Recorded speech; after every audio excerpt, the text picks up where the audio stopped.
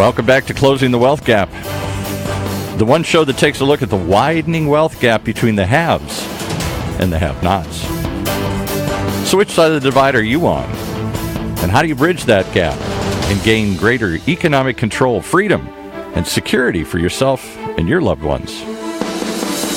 Welcome to Closing the Wealth Gap, the only show with weekly workable tips, ideas, and suggestions for average income earners like you on how to regain control of your financial future, your life, from the man who's helped millions, Tyrone French. Hey, Tyrone. Paul, how you doing, buddy? Well, we're good to have you back. You know, you had to take a little break there, but we're pleased to have you back on the air and sharing your inspiration and ideas with us. I'm always amazed at the things you come up with. Well, I tell you, I'm glad to be back. In my hiatus, I had a lot of time to think, a lot of free time.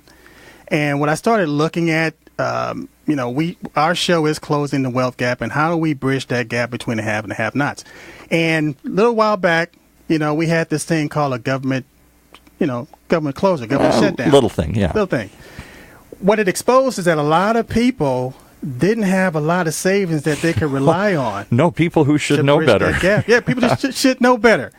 And, we had nice stories where government employees were going to the food banks and people were bringing them coffee and sandwiches and things like that. And I was just thinking like, wow, it exposed a rift as far as we would think that people were in better positions to handle being off work for 30 or 45 days. And I don't want to sound like an old former left-wing hippie, but I sort of am. And it also exposed how the people in power, I don't care whether it's left or right, what was the answer from the Commerce Secretary? Get a loan. Get a loan. Get a loan. Yeah, just go get a loan.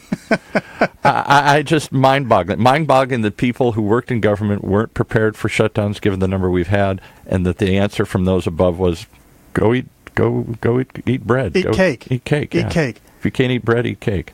So, it goes back to where it struck a nerve, and it was like, what can people really do to solve that problem? Well, you hear financial advisors, financial planners, all the financial experts. They're saying, "Hey, look, what you need to do is save 3 to 6 months of your income for an emergency." Good luck with that. Good luck with that. But it's the standard. It's the industry standard. It's gospel.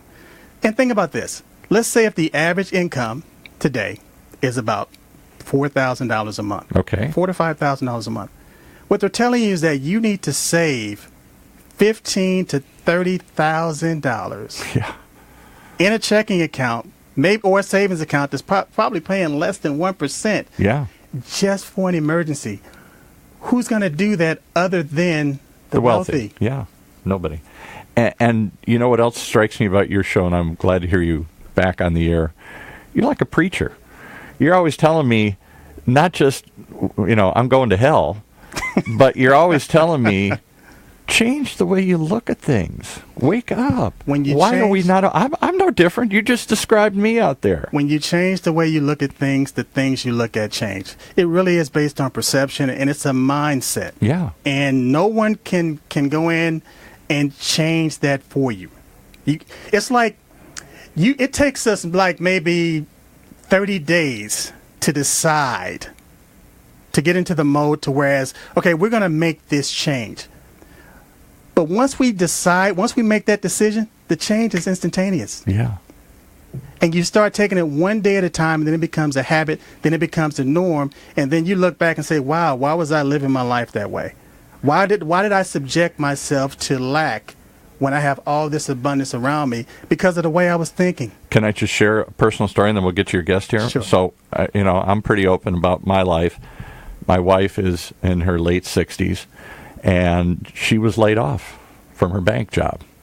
Good job, had it for 20 years, thought she was going to last another couple, maybe around 70, and then but the whole job got wiped out. Seven days notice, she and hundreds of other people were laid off. Now, right. Why weren't we ready for this? Well, it was still coming. We still had another year or two, right? We thought. We weren't ready for this. She wasn't ready for this, financially, mentally. So she's been off. Now, okay, lucky us, they're going to give her some severance for a couple of months. And so week or two goes by. I said, what are you going to do? I don't know. I got a couple months. What, are we going to wait till the last minute to figure this out? Can we live without your salary? Are you going to get another job? Is anybody who will hire you at this age? Are you going to go back and do minimum wage at Walmart or something here? I don't know. And we start fighting. She doesn't want to talk about it. She doesn't want to think about it. That's the norm.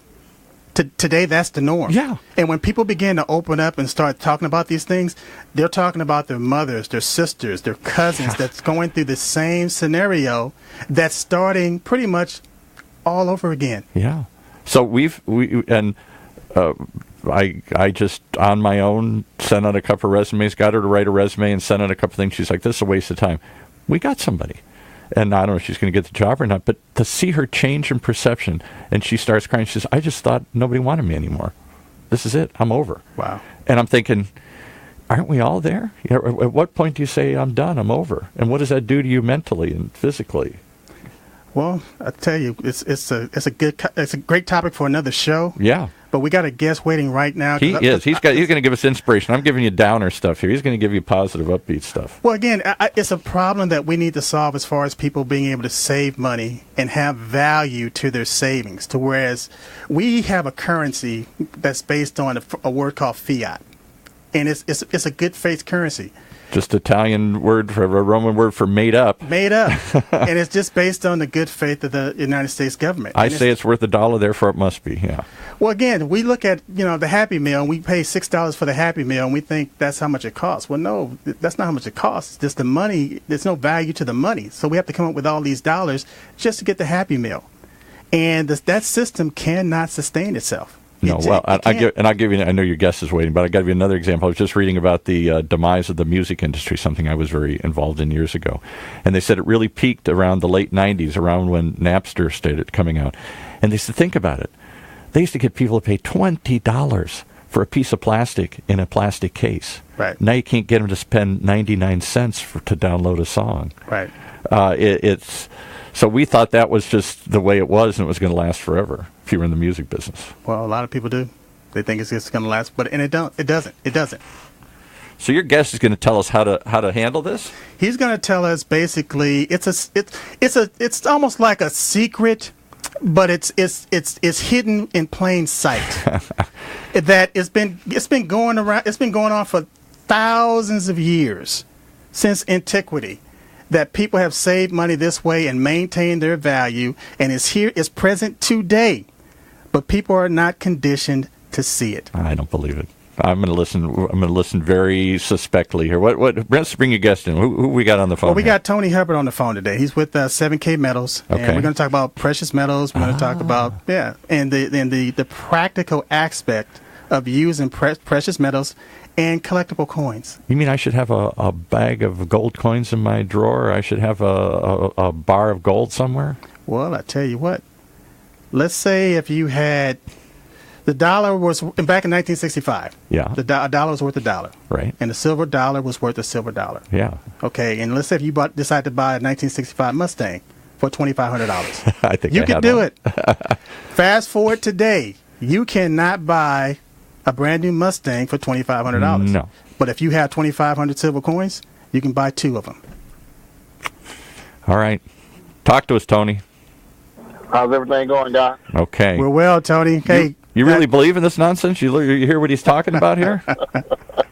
Absolutely, 100%, man. I'm going to let you guys explain it. I'll sit back and pull up my skeptical notebook here and listen why I should be buying gold. Well, Tony, I tell you what, I was on LinkedIn, and I got some information about a company called 7K Metals. And I decided to do my due diligence. I decided to research the company. I decided to look at the product that the company had.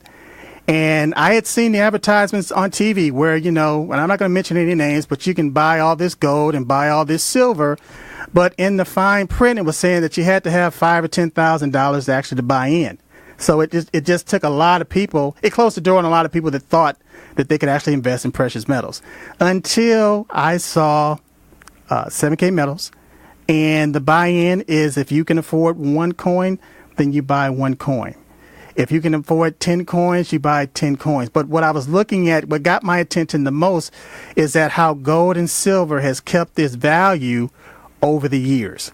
So what I'd like for you to do is just explain why it's important to you, based on your opinion, to actually start saving as far as gold and silver, precious metals, and also closing the wealth gap as far as looking at a business aspect as to being able to create an income stream, saving precious metals, meaning that you're strengthening your own financial position, but you're also creating a cash flow at the same time while you're doing it. So I just want you to go ahead and explain to me what it is, what this concept is, and how it can actually benefit a lot of people. Oh, absolutely, Tyrone. Well, first of all, let me say that like most Americans, I didn't understand the difference between currency and money for most of my life. I mean, I was not aware until someone basically brought it to my attention that in August the 15th, 1971, President Nixon took the entire world off of the gold standard. Right. And up until that time, they could only physically print what they could back up with the Fort Knoxes of the world. And like you were stating earlier, back then, money was actually money. You know, the dollar bill was actually money because it was backed by something. But now, I mean, from that time until now, so you're talking about nearly 50 years, a lot of Americans and a lot of people as a whole have been bamboozled to thinking that the dollar bill is actually money, and they don't understand the difference between currency and money. Okay. And a friend of mine gave me actually a phone call a little over 10 years ago and said, listen, this is not about an opportunity, but I'm calling everyone I love and respect and said, listen, if you're not already doing it, you need to be putting some of your dollars into actual physical silver. And that was my introduction into buying, precious metals. And so I started buying it back then and wasn't really educated on it until someone actually approached me about an opportunity with gold and silver. And the concept that we're going to talk about today through this company called 7K Metals. Okay. And it's a very simple concept. The company sells a membership similar to a Sam's Club or a Costco, which allows people to do one of two things or both. A, buy gold and silver bullion at the absolute best price, member direct pricing as we call it, or B, you can actually not only collect gold and silver at the best price, but you can earn income, commission, as well as the residual income. Well, Tony, I'll tell you what, we can get into that later, but why? I mean, because people, they kind of hesitate because they don't understand the benefit of why they should be doing something like this, why they should be able to change their behavior and start looking long term as far as how can this benefit me? Why should I do this? Absolutely. Well, here's the major reason why, and I heard you guys speaking earlier about financial planners, is that if you talk to most financial planners, they'll talk about having a certain part of your portfolio in what they call hard tangible assets. And the two most common ones by far is either real estate or precious metals. Well, we understand a lot of people don't get into real estate for capital reasons or whatever the case may be, but precious metals is something that has historically has always had its values, what we call intrinsic value, and it is real money. I mean, money is simply a medium of exchange, something that has a medium of exchange, and it has a 5,000-year track record of always, having value, and that's the thing I love about it. And, even talking about from a spiritual standpoint, for those that, that read the King James Version of the Bible, gold is mentioned 417 times. Wow. Silver, 320. Money is only mentioned 140 times, but in each case, Greek and Hebrew is referring to physical gold and silver.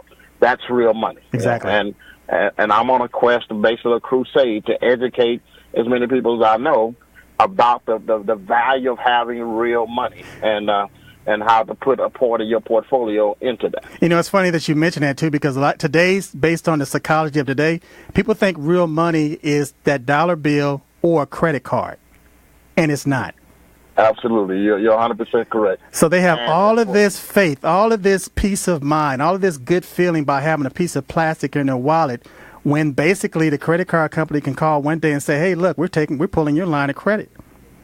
We can wake up one day and the dollar is worth 3 cents. And so guess what? Because of the hidden tax, which is inflation, let's say if you put in your money in the bank, your dollars are in the bank, And because of this hidden tax of inflation, your money is actually being confiscated in plain sight just because of inflation. So go back. Absolutely. So I heard there was a story about the $1 million mistake that everybody's making. And I heard about it, but can you elaborate on that $1 million mistake that we are making every single day that we're not even conscious of? Absolutely. The $1 million mistake, and that's one of the things we educate people on in our company, is that it comes to buying what we call collectible or numismatic coins. Okay. Historically, they have increased in value faster than the bullion counterpart. And the $1 million mistake comes to the most popular 1-ounce silver coin in the world, which is the American Silver Eagle, which started being minted in 1986 after President Reagan signed the Gold and Silver Coin Act of 1985, which made it legal again for Americans to own gold and silver. Wow. And so the scenario that we give to individuals, and it is documented, is that if you'd have bought just one Silver Eagle a month, a graded Silver Eagle, and sent it out to be graded by a third-party grading company, back in 1986, where silver was $5 an ounce, if you'd have had it graded by a third-party grading company, you'd look at another $25 to $30. So you would have had less than $50 in that particular coin. But if the coin was graded out at an MS70, which is a perfect minted coin, that one coin today is now worth $700. Wow. And if you'd have just bought one a month, where our price for it now is about $100, if you'd have bought one a month and set it aside for kids, grandkids, whatever the case may be, from 1986 until now, you'd have had about $39,000 in those coins. Well, combined today, they are worth $1.6 million. And so that's the $1 million mistake that we educate individuals on, about why not only do we encourage to buy precious metals as far as bullion, but also collectible or numismatic coins, because historically they have increased in value faster than the bullion counterpart. So let me get this straight. And what you're telling me, because people are going to spend money. We live in a spend economy. So people are going to spend money. So the issue is not based on them spending money, because they're going to spend it anyway. The issue is what do they choose to spend their money on? So you're saying if they change their behavior and just take a small percentage of their income and put it in precious metals or collectible coins over a period of time, not only is it going to hold its value, but if they had done that back from 1986 to now, they would have had over $1 million, $1.2 million in coins. That's not going to lose their value? Absolutely. I mean, the beautiful thing about precious metals is that it has intrinsic value. I mean, I don't have to convince people that it has value. I mean, historically it's held its value, and if you look at it from an investment standpoint over the last 20 years, it's actually outperformed a better return than even the stock market. So, but we encourage the individuals to do, whatever they're putting into regular savings, to do so in precious metals, because historically it has increased in value and it's held its value. So why aren't more people doing this? I mean, if it's so simple, it's so easy, it's so right there in your face. It's been going on for thousands of years. Why isn't more people taking advantage of this opportunity? Well, I think the major reason, and you said it earlier, is basically being hid in plain sight, and sometimes you don't know what you don't know. And so that's why we're on a quest, we're on a crusade to educate as many people as we possibly can on why you need to have precious metals, especially in today's economy. We hear so much talk about having such a booming economy, but I know personally, I still know a lot of people that are still living paycheck to paycheck. They don't understand about saving and tangible assets. So right, a lot of people too. We live in what's called a gig economy. So what's happening is a lot of people are taking on 2 and 3 jobs just to make ends meet, and that becomes the norm. And let's say if somebody decided that they weren't making enough money, so that what they want to do is they just want to increase the hours that they're getting on their job. And so when they do that and they start working overtime, they start losing money just based on tax revenue. So not only are they losing that time that they're not spending, because everything is cause and effect. Everything is a compensation. So whatever you give to something, you're going to take back from someplace else. So they're giving up that time. They're giving up those resources. They're losing money in taxes. And all of a sudden, people begin to get frustrated because they cannot see. They're working harder, but they're not getting ahead. So what I found out, too, with 7K Metals is that there's a way for people to actually increase their income while they're telling people about, educating people about gold and silver. So now they're increasing their net worth, but they're increasing their cash flow at the same time. Can you elaborate on that? Because my thing is I'm constantly telling people, hey, if you have a job, maintain that job, but also start a business on the side. Start a business on the side, accumulate some cash flow, and eventually what will happen is that job that you have, you'll be able to transition into the business that you started. So elaborate on that. Absolutely, man. Well, one of the things you hear a lot about in different circles as far as having multiple streams of revenue.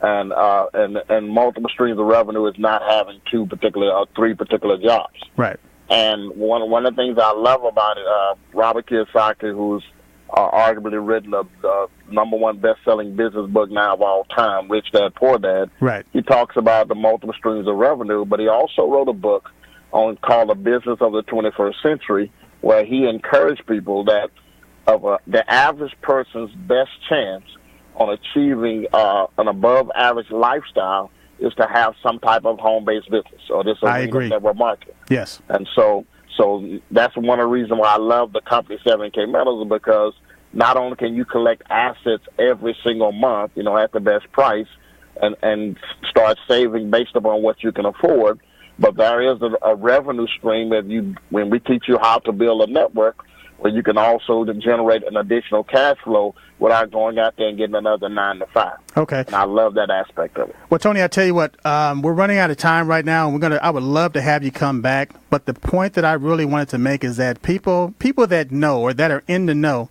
they know that the fastest way to wealth is to have your own business. And people that are in the know, they actually have a large portion of their assets in gold and silver, in a tangible asset. And also, if truth be told, a lot of banks have purchased gold and silver. And so if the banks are doing it, if the 5% are doing it, then I believe, just because this show is closing the wealth gap, that the 95% should at least start taking a look at taking a portion of their income and saying, hey, look, I'm going to spend this money anyway. So why not spend it on something that I'm going to have that I can actually pass down to the next generation, and that it can actually maintain its value? You're talking about a lot of people that are stuffing money in their mattresses because they don't know what to do with their money. Well, the minute you stuff that money in the mattress and leave it there for 20 years, if it was $20,000, it's not worth $20,000. But if you start stuffing gold and silver coins in the mattress and come back 20 years, if it's $20,000, it's probably worth 3 times that amount. Absolutely. So, hey, great having you on the show today. Like I said, we're going to have you back on. And Paul, what did you think about this segment? I was wondering if you were going to ask me, because I was very skeptical. I got to be honest. I got to be very skeptical. And I'm thinking my late great father believed in coins and stuffed them away and left them to me. And I don't even know what they're worth. They're sitting in a box somewhere. And he used to go buy gold, silver dollars. And I thought he was a fool. I said, come on, Dad, this is like old school.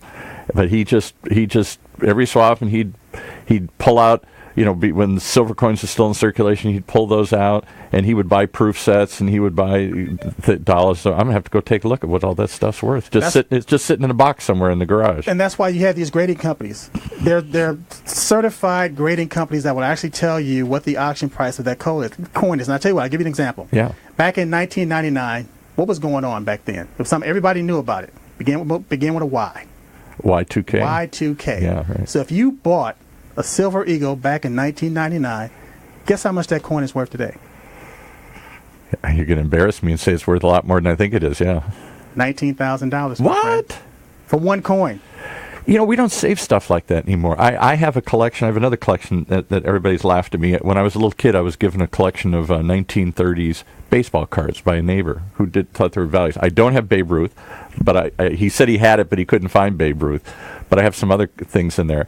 And I've wondered through the years what that's worth. They're in mint condition. I was very precious about them. Most of them are teams that don't exist, the Philadelphia Athletics and other sorts of. They're from the 1930s baseball cards. And everybody would just say, why are you holding on to this stuff? That's just an old notion of stick it in a drawer and set it aside. But there was wisdom in that. There was a lot of wisdom. I might have more money than I think I got here. Everything we learned about finances, we learned in kindergarten. Everything we learned about finances and how, as far as things actually working, we learned when we were very young. Because fast forward today, all of those same principles and those concepts are worth a fortune now. But I'm just saying, when my parents' generation, my grandparents' generation, they were savers, and they believed in setting things aside. There was silver that passed down from generation to generation. Some of them collected coins, whatever it was. We live in a very fast, I don't want to stick something aside. I want it now. I want my cup of coffee today. I'd rather have a temporary fix than a long-term solution. My point is that those old folks knew what they were talking about. Yeah. They knew it too. They knew exactly what they were talking about. Making me feel bad now, Tony. You guys, I'm going to have to go look at my dad's coins and maybe start buying some more here. How do they reach you, Tony, if they want to buy some coins? Well, you can reach me via, email, which is my name, Tony, Tony Hubbard, Hubbard, the number 4, TH at Gmail. So Tony Hubbard 4TH at Gmail, or my cell, and I'm very accessible, is area code 281-850-5435. And do you send them? They send you money, and you set them an account, and you send them real coins, or do you store them somewhere? Or? So what we do through 7K now is we sell a membership like a Sam's Club, and the membership, once they get that annual membership, they'll get their own free website, and they can order their coins as little as they want, as much as they want, and we ship them to their doorstep. Okay, so it's like Sam's Club for coin collectors here. Yes, absolutely, 100%. How about that? My daughter is graduating from high school in June of this year. She's already collecting silver and gold coins. I'll tell you, so you're making me think now here. I know we're running out of time. We had a Cambodian businessman. There's a big Cambodian and Vietnamese community here in Orange County. And he was in talking about how his family couldn't speak English, dirt poor, boat people came over. And how did they now own, they started with little donut shops and then the liquor stores, and now they own shopping centers and all sorts of stuff. And he said, every time we get married, we don't give we give gold. Exactly. And he said, so when I got married, he said, I had like 300 people that each of them gave me an ounce of gold. And I said, you kidding me? He said, no, I got 300 ounces of gold when I got married. That's the number one thing in Asian communities. And you look at the success of that group versus my own friends and families and slacker kids' friends and stuff here. We don't think that long term. We don't. Paul, I measure things based on what works and what doesn't work. And this, my friend, it works. All right. Well, thanks for sharing it, guys. You're going to make me go back and think. If nothing else, I'm going to dig up my box of coins here and see what I got. Maybe I've got wealth sitting in the garage there. Mission accomplished. Thank you, Tony, for joining us. Appreciate it, guys. The pleasure was all mine. Thank you, Tony. All right. And how do they reach you, Tyrone, if they want to learn more about these innovative strategies you keep stressing every week? You guys are all, I feel like I'm with a bunch of preachers here. You can reach me at www.closingthewealthgap.us. Well, you've certainly made it your life's mission to do that, and you're not afraid to get in people's face and say, come on, folks, you're going to hell unless you change otherwise here. Thanks for sharing it. Thanks, buddy.